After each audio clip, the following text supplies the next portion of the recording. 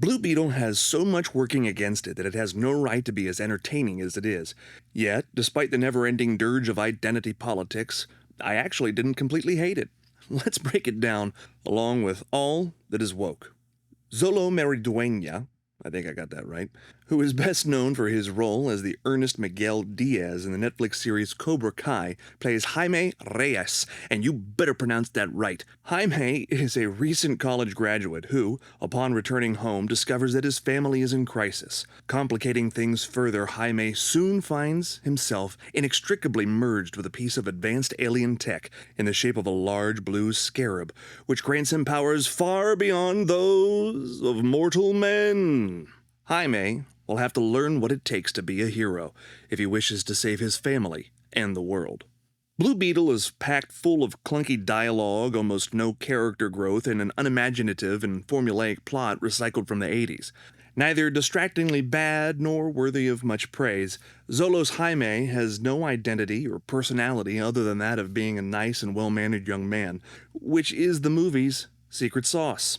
It's hard not to root for him, and he's helped by a family dynamic that should irritate you because it's so overemphasized. However, either through movie magic or a genuine fondness felt by the cast for one another, there's a compelling authenticity to their interactions which drives the movie. Complicating things even more is George Lopez. His paranoid Uncle Rudy shtick is more obnoxious than endearing. Not known for his acting chops, Lopez often seems to be doing a mediocre impersonation of a lovable goofball rather than internalizing his performance.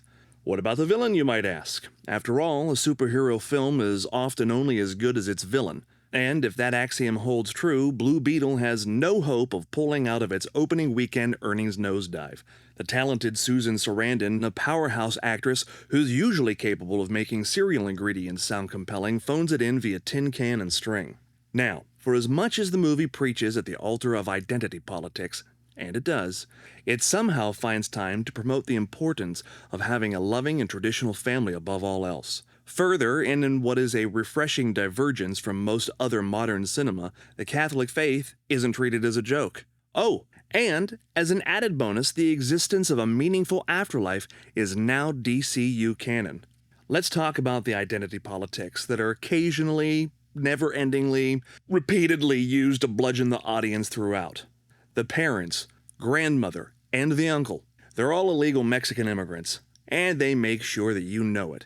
There's a crack about the government being well-practiced at caging Mexicans that makes its way into the film. If you haven't had enough, there are so many cartoon instances of white people being racist.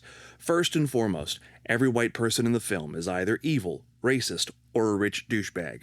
Conversely, every Latino is either a superhero, a loving and charitable family member, a compassionate business leader, or a villain who experiences a redemptive change of heart by the end of the film. Along those same lines, there are numerous instances of white people mispronouncing Spanish names, either out of spite or ignorance. Lastly, there's an instance in which Jaime stands up for a woman, and she says, "I appreciate the chivalry, but I can take care of myself." Oh, don't we know it, sister? So, is the Blue Beetle worth it or woke? Neither. It's woke-ish, though it leans more heavily to woke than it does non-woke. With all that it has going against it, it should deserve to be buried under the Warner Brothers backlot.